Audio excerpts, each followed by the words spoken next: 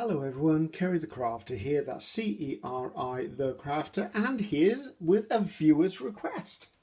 Well, I say viewer, sort of a subscriber, Facebook follower, friend request. A few weeks ago I shared this image.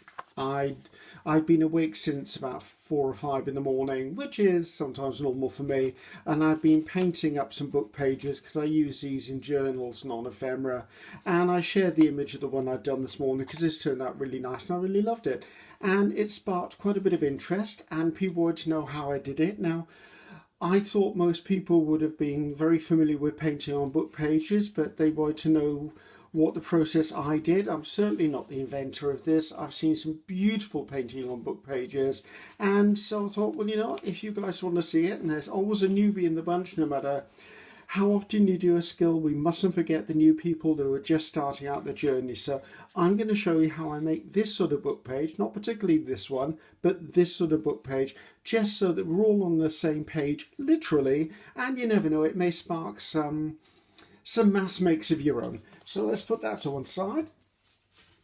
So what do I use? I use tissue paper, and when I say tissue paper, I mean like gift wrap tissue paper. The stuff you buy in your supermarket, your grocery store, your gift wrap or card shop, stationers, whatever it is. I buy mine at Sainsbury's because I work there 2 nights a week and I get a staff discount. 5 sheets at that price. These sheets are huge. It'll last me a very long time. So my process is, so I'm just going to show you exactly start to finish. Take it out of its packaging. As you can see, I didn't do any unboxing ahead of time. Nice cardboard, make sure you keep that, because actually that brings up a really good point. Let's put that to one side of it. Okay, when you get packaging that has got a window in it, I never throw that out. So let me just grab a scissors at this point. Okay, this is a bit of a bonus for this one, so I'm just going to come across here. Bad cutting, Griffiths, but I will get my guillotine out in a bit and I'll tidy that up. Okay, so what we've got here is I've now got a pre-made pocket for a journal. It's already got a window in it. If I don't want to use it as an entirety, I could trim this down and just save this bit with a window in it. And this is November, so we're almost at Christmas. Look out for packaging at Christmas, guys, with these vinyl windows in. Tops of gift boxes, tops of like chocolate boxes and stuff. Save them that have got the window panel in them because they're already there, they're already done. A little bit of sampling and collaging. This could actually be clipped into a journal. It could be in the back page of a journal. I like these a lot and I use them, so that's going to go into my stash. You never know, may see it in the future. I would use a guillotine to cut that level, but I was just doing it quickly because I had a moment. That little bit of scrap, I think that could go in the bin. Right, well, we're back to this. So, back to gift wrap time. Now, I know just... Why is that stuck to that? That's not good news. So, I know that if I take this and I cut it without unfolding it, it's almost the size of my book pages. So, an average book page for me is about that size. So, you can see it's not a million miles off the size. And when I actually do these things, I mean, here are a few more. Just to show you, I have a box of these things, and when I go away or I'm working and I'm staying in a hotel or something, I take this with me, take some paints with me, and I just paint a few up, and then they become part of a stash in my ephemera book, which we'll look at later. It's very rare that I would do anything, say, bigger than that. Okay, so that easily fits within the confines of the size of the folded piece. So as I'm not using this for anything else, let's get a big pair of scissors, Mr. Holtz to the rescue. I will literally come in and I will just come along the edges and I will just cut through the edges of the entire pack. I'm not worried that it's perfectly straight. I'm not worried that it's perfectly even, because a lot of the time the first thing I will do, it's a bit thick, see if I can cut this in 2 lots. The first thing I'll do when I painted them is actually trim them down or tear them anyway, so that I have a nicer edge of them, but this just makes them a little more useful in size. Let's take that one off. Stuck on my finger. It's now on the floor. We'll clean up later anyway. So let's snip that down there. As you know, I'm doing this looking through iPad. Never the easiest thing to do. Let's cut this down the middle. This must be so interesting watching Ceri cutting paper. And cutting it badly, may I say. So that basically puts all of my pieces together. There's no folded over ends that I'm aware of.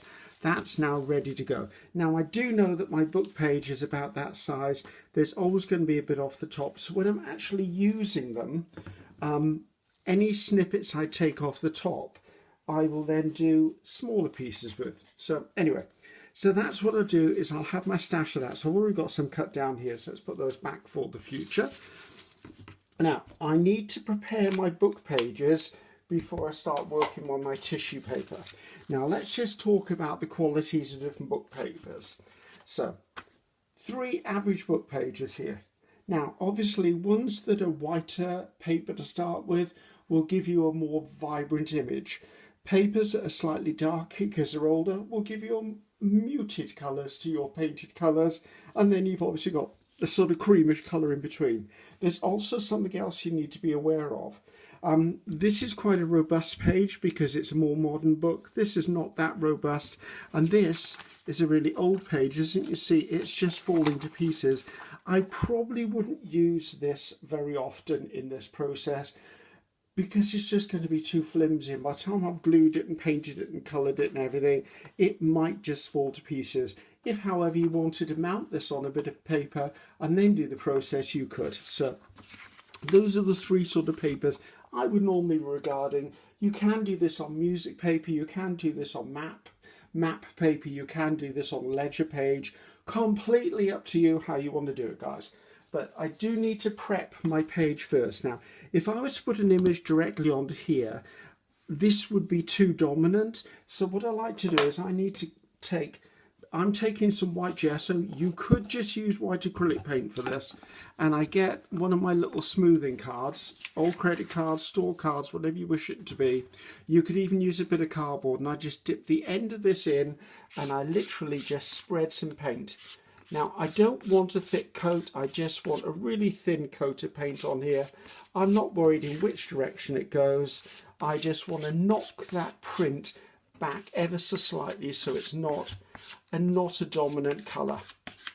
And as you can see, it actually it always makes it a little bit illegible, which is sometimes good.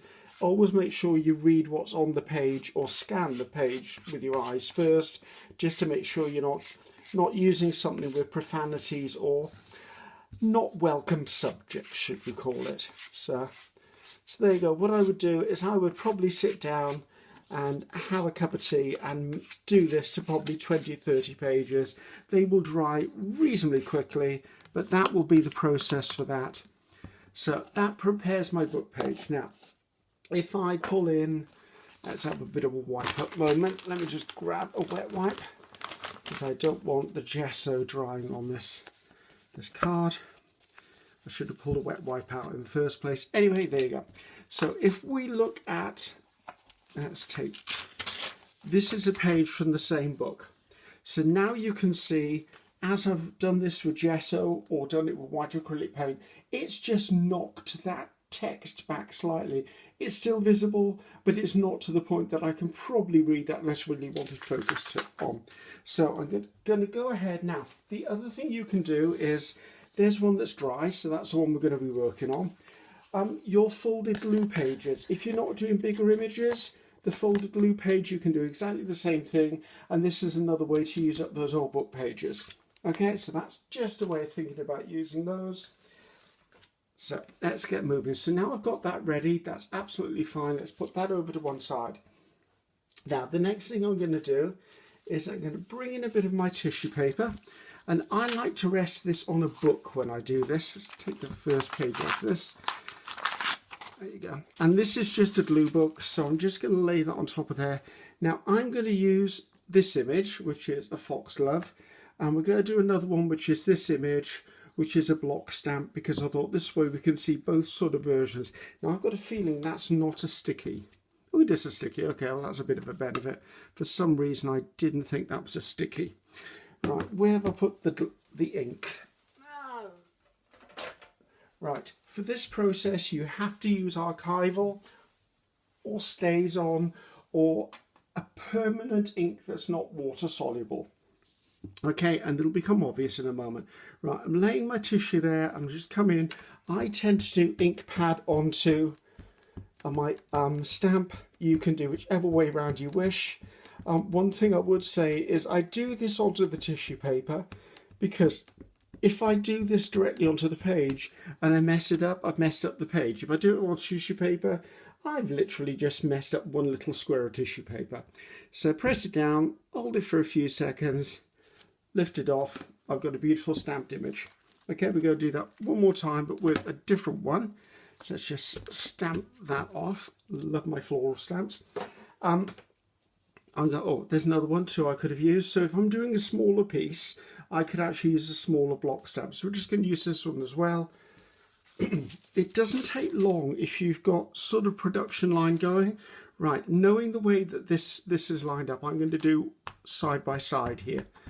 So I'm just going to dab my block into that. One nice stamp there. And you'd be surprised how often you use these little elements in ephemera making or journal cards or little tuck spots. They're just things I use. So there you go. So I've got two of those prepared.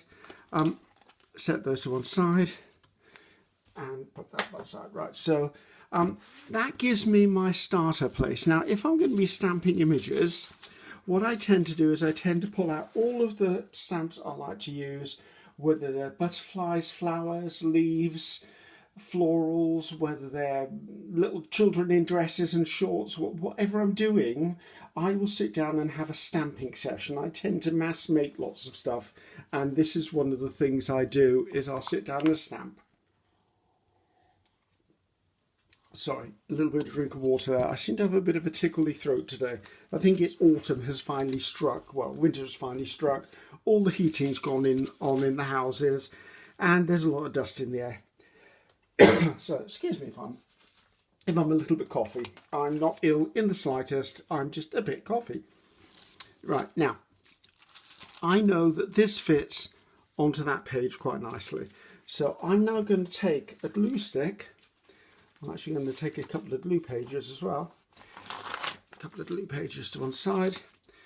So, because I'm going to glue directly onto my mat here.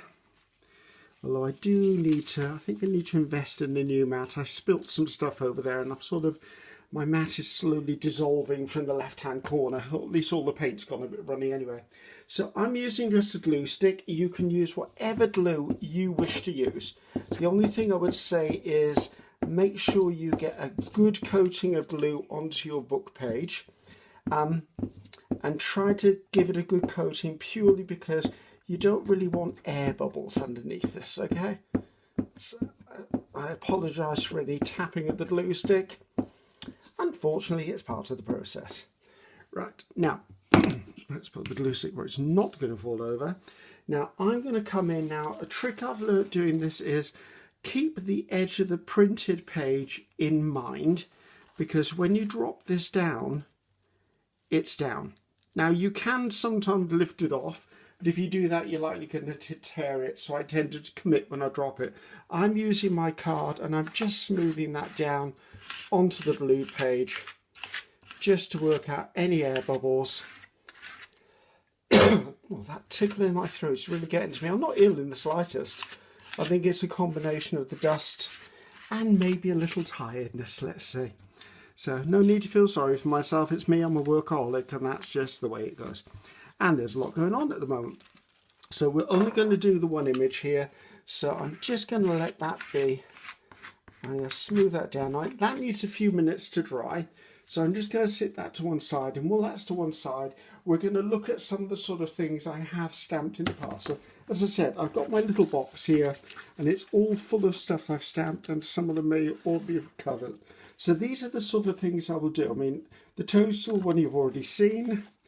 Just little stamps, little accent pieces. You'd be surprised the stuff you've actually got in your stash of stamps. So there you go, there's the stamp that I was talking about. See, now that on a tag or a journal card or just on the corner of a page is just enough to lift it. I think that No, I thought that was that, to be honest. Oh, I didn't know I had two of the similar style. That's good. And as you can see, we'll look at some painted copies afterwards. Now, butterflies. I love using butterflies, so I will stamp these, paint these up. Now, you can fussy cut them out, or you can leave them on the strip. So again, just any of these types of stamps. I mean, that's a lovely one. I can't remember where I got half of these, so forgive me for that. But I've even stamped onto painted pieces. You probably have seen my painted pages where I use up pages and acrylics to do shapes. Something like that, I probably wouldn't even paint it. To me, that's done. There you go. Through. There's some more. But as you can see, I tend to stamp a lot of them. I love this stamp. You'll see that a lot from me. Again, oh, there's a good example actually. Different coloured pages give you different coloured effects. So if I'm doing a really fresh and bright fairy journal, that's what I'd use. If I was doing an ephemera journal, maybe a botanical or a witchy journal where they're looking for toadstools, I'd go with that. So anyway, that gives you the sort of idea of the stuff I will be stamping out or would have stamped out. So, right, moving on then. So now that I've got this, now, if I was to paint this directly, I would have a problem because the moisture in the watercolour paints I use, or you could use inks, or you can use pencils, and watercolour pencils, you'll find it might bubble up. So I do need to protect the surface a little bit. So I'm going to use clear gesso, basically because I like the sort of texture it gives me. You can use, let me just reach down and get it. You can use Mod Podge to seal it, although what I found if I use Mod Podge, you use a really thin coating of it, because if you put too thick a coating on or too much of this, you'll find it'll give you almost like a leathery plastic surface, and sometimes it almost repels the watercolour paint. So I like to use clear gesso, and a tub like this, I mean, good grief, this I can't tell you how many years old this tub is, and it's still going strong. So all I'm going to do is I'm going to come in. I don't need to go all the way to the edges. I'm just going to come in. I'm just going to paint. Make sure I paint over my image first, just so that I've done the image. Now my clear gesso, for some reason, has a slight texture to it. I don't know whether all clear gessos have a texture to them. Definitely this brand does. Unless I've never used any other brand of clear gesso, this is all I've got to work with. But I actually like it. It almost gives it a sort of sandy effect. Now, once you first put the gesso on, you might find you'll get these little crinkles and creases come up where the moisture is absorbed into the tissue paper. I never worry about that, and there's a really good reason I don't worry about that, and that is because when it dries, those might go tight and smoothen out again. If not, it's just a textural element. I'm trying very much in my life to let go of perfection and trying to just strive for excellence instead, because otherwise I'll tie myself in knots and I'll never move forward. And I think that's a good note for everyone. Do the best you can, but at the end of the day, it's a handmade item made with love. It doesn't have to be perfect. If it was perfect, a machine could have done it, and then that's what takes humanity away from it. So that's what I would do, and then I'd leave that dry for a while. Now I had one ready to paint, if I can find out where I put it. Right, let's just pull one of these out of here. I don't think I've got the foxglove stamp. I've already painted those up. Let's have a look. I might do the poppy, to be honest with you. I don't think I saw foxglove in here. I had a painting session in a hotel the other night because I was working at Cake International and the craft shows at the NEC Birmingham here in Britain, and I had quite a bit of a painting session. So right, I'm going to leave this to one side to dry because I don't actually want to do it while it's wet. So here we go. I've got this stamped one of poppies. I'm going to put it on a bit of book page just to protect it. Now, I don't mind it curling up. I don't mind it torn. I don't mind all of that because I could come in with some vintage photo and just do the edges and look lovely. So what do I use? Right, it can be any watercolour palette. I mean, this is just, these are inexpensive water palettes, I can assure you. This one I quite like because when I'm travelling or demming, this one, I've no idea. I think I got this on Amazon.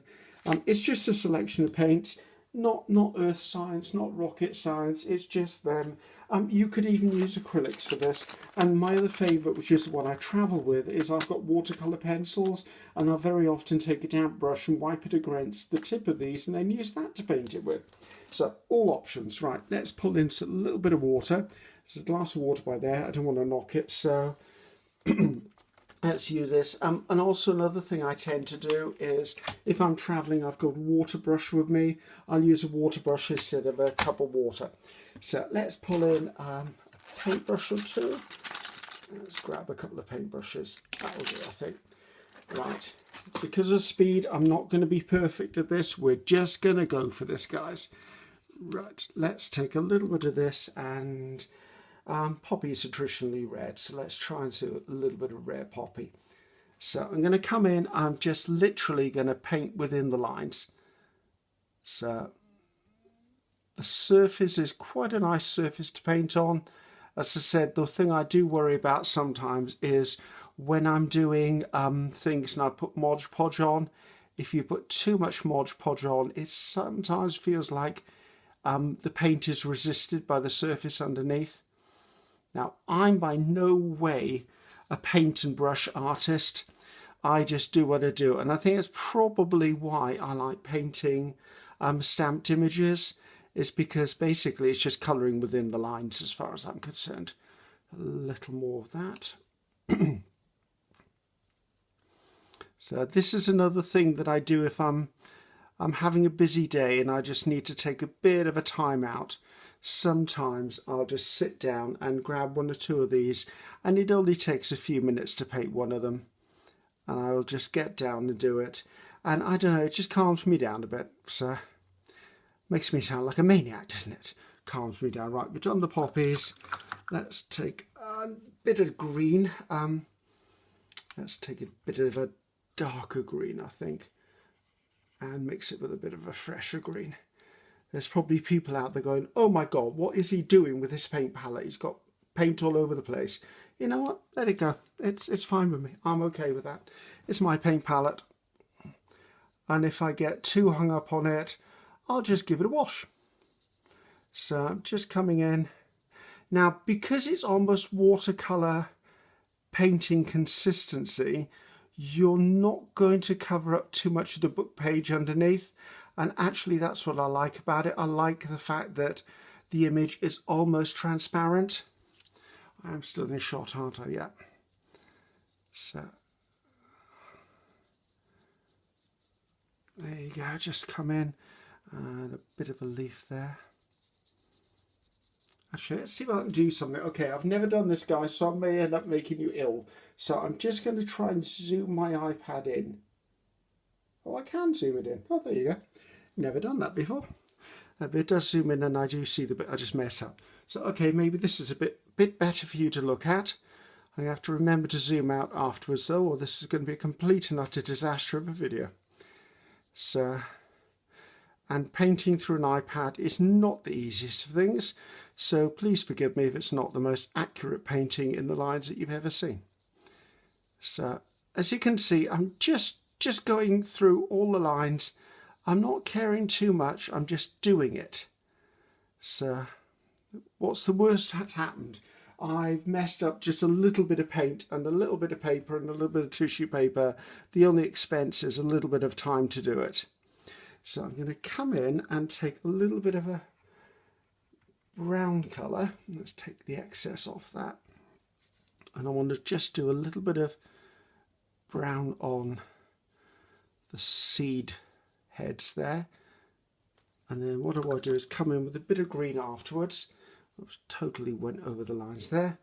A little bit of green afterwards and just blend that down as if it's sort of a late summer's day, and it's there you go. I think that's good enough. Okay, really, it was a really quick. I mean, I would have gone in and done shading and stuff like that, but you know what? We're doing a video, guys. I'm not going to get hung up on it.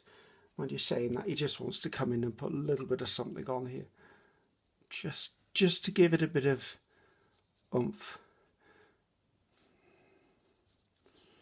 Let's put little bits of that in there, and what I'll do is I'll come in with a slightly damp brush and then I'll just little circular motions. That just blends that in a bit, just moves it around so I don't have just flat imagery. I've got a little bit of light and shade in it. If I was doing this for real, for a real journal, what I would be doing is I would remember where my light source is. I would be using lighter colours and darker colours, but I don't get hung up on things like this, guys. I don't want to say it's a bit of fun, but it is a bit of fun. I'll just put the lid on my glue, or my glue is going to dry out on me. Right, so that gives you an idea of that. Let's put that by. Where's the lid gone, Griffiths? Let's have a bit of a tidy up here. So let's zoom back out again. How do I zoom out? Well, there you go. I'll get the hang of that. Okay, so that gives you an idea. So I've just gone ahead now and I've finished that off now. Something I would also do with these is, that's it finished. Sometimes you'll find that your paints will dry a little duller than you wish them to be. So a trick I like to do, and I don't always do this, just if it's a really dull one, is I like this Distress Glaze by Tim Holtz. And what I do is, it's quite a waxy consistency. We'll do it last. We'll do it in a minute because I need this to dry first. But I will use that to prepare the surface of that for finishing. So let's move that to one side. Now let's pull in my ephemera folder and take a look at some of the ones I've already done, if I can find them in here. But there you go. Right. Okay, so actually there's foxglove already. So as I was saying about the butterflies, there you go. There's one I painted up and I just cut it out. And that was basically, I just painted it in one colour and then cut around it. The autumn leaf, I said, there you go. I've done it for 2 seasons, autumn and summer. So there's another version of the toadstool. And there's the original toadstool. So you can just colour them up as per whatever you want them for. There you go, there's another version of the poppies. I did that with an acrylic painted background. I believe those are pinks, which are a small carnation. There's that foxglove painted up. There's that other block piece I painted up. So, there's the version of the poppies we've just done, but they're in blue. So they're just interesting things to add as little artistic elements or little things for a tuck spot here and there. I really love them and I use them so much.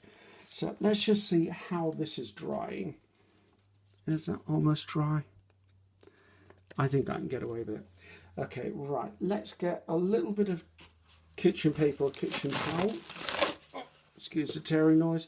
Right, I'm going to try and zoom you in again, very slowly, just so you can see.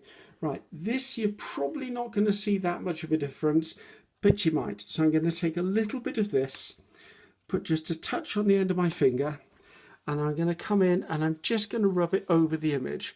Now what this does, it's almost like a wax and it makes everything a little more vibrant, but there is something you need to be aware of. Doing this, if you were to do this on a surface that has got Mod Podge on it, you might end up lifting some of the colour off. I actually don't mind that because sometimes it makes it look even more watercolourish.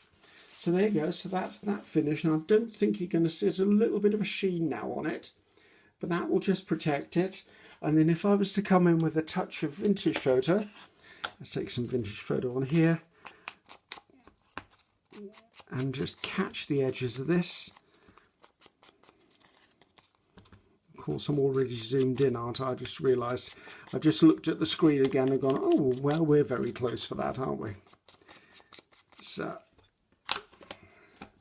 pop that to one side, just zoom that out slightly again. So there you go. Right, let's see if I can find a card base.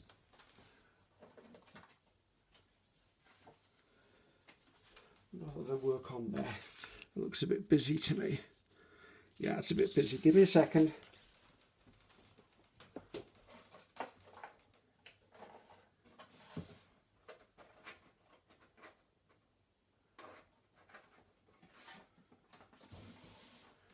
Right, not a card base. I've just found a tag, so I think I'll pop that on there, and that looks quite cute on there actually. Okay, I didn't think I was going to be doing this bit, so I'm just going to quickly pop this on here, just to give us an example of what it might or might look like. This is just an offcut of a jelly printing session I had. As you can see, I haven't even backed this one, but you never know, I might do that in a bit. Not on screen though, because I think you will have had enough of me by then. So how do I attach this to this? Absolutely straight back to my glue stick. If you're worried, you can always use art glitter glue. I probably wouldn't use Fabri-Tac. I don't think it's necessary for Fabri-Tac. You could even use white PVA glue if it came to that. So, oops, let's not move this around too much. This is another reason I don't like using old book pages, because just in case I tear it when I've done all the painting. So I'm just going to pop that on there nice and central. Not that it has to be central. It would be nice if it was slightly level, however. Come on, move over. I'm terrible about getting things level and lined up. I think it's because I wear very focal glasses and it doesn't help. No matter what my optician says, it doesn't help.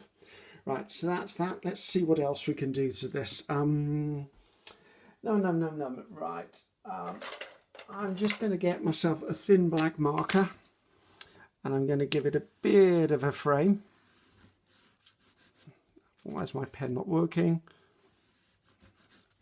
This isn't good news. My pen doesn't want to write on this surface. Maybe I just need to get another marker. Where's another marker? There you go. So I'm just giving it a bit of a edge.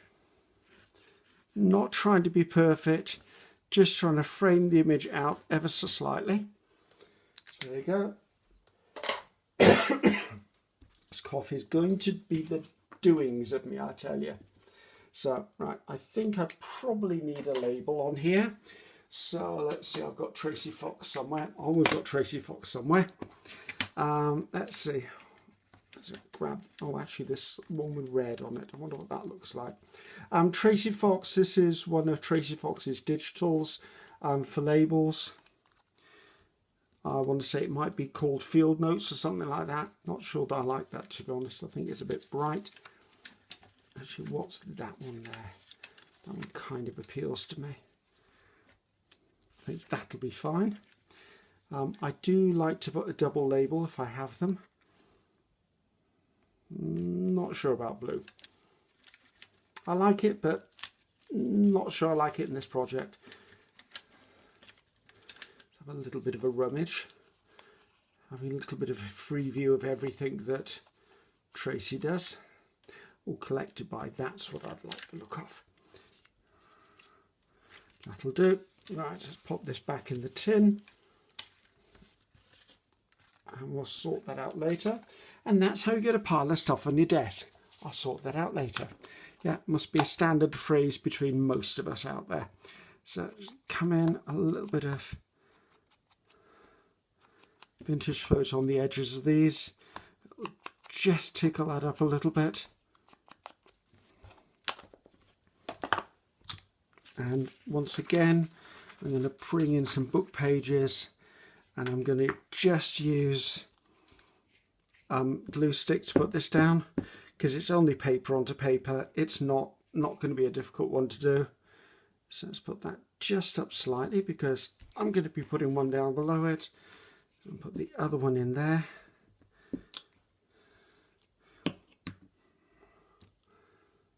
Across the bottom there. Right, what else would I like on this tag just to bring it to life? So this is where we're at so far. Do I need a hole in the top? I do need a hole in the top. Let's see what I've got here. It's a slot punch, right? Let's put a slot in the top of this one then. There you go, that's put a top in there. I love these sort because these are meant for identification tags at events and stuff like this, but it's great because it's about the width of a piece of ribbon. So I love that. Let's have a little look around. I thought I think this needs something like a butterfly just for colour. Let's pull in a few butterfly tins. Do I want a sticker? Do I want a... Where's the little ones? Oh, there you go. Into the little ones.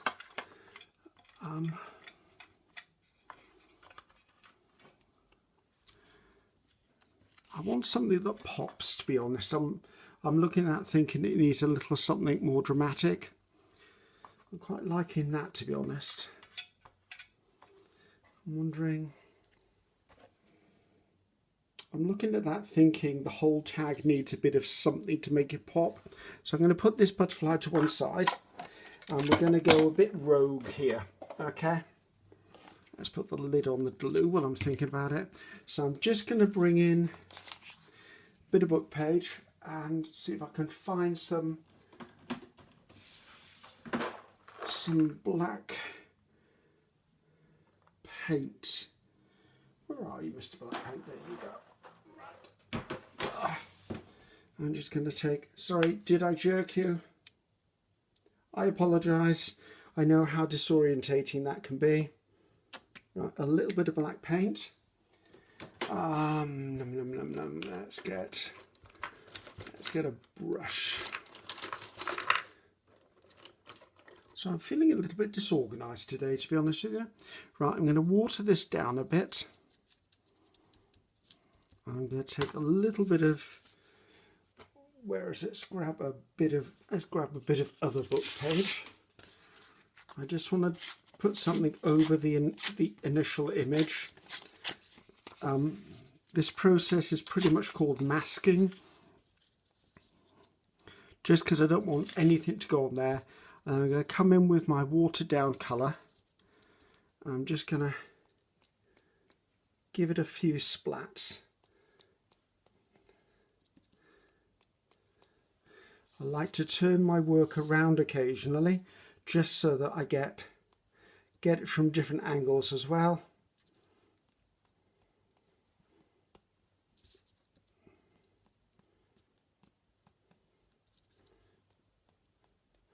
That'll do. Right into the water with you, and you're going over to one side.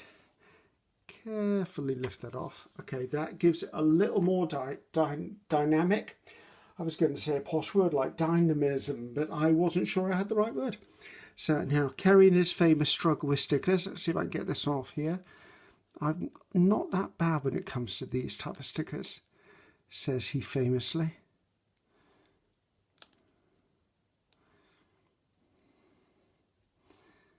Come on, you normally come off these. Does anyone else have the issues I have? There you go. Right, and I did fancy, shall I put it on that side actually? I like the balance. No, that's where I initially wanted to put it. Let's put it there.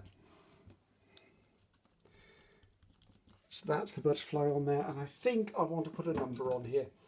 So you've seen me use these numbers before. Oh, actually I forgot about those. I found this book the other day with loads of numbers in it and stuff, so I've been snipping numbers, should we say, like lots of these little numbers. So I quite like that. I think that might just go up there. Right. I think I can hear thunder. I wonder why I was getting pretty dark here. Oh, I've got stuff stuck all over my glue book. Right, so if I put this down the edge of here, just on the edge, I have to be really careful because my black ink isn't dry yet. Black paint isn't dry yet, so I don't really want to touch the tag too much. Right, I'm liking that. I do feel I want another number or something on there. I think that's probably too big. I don't mind one of these little ones.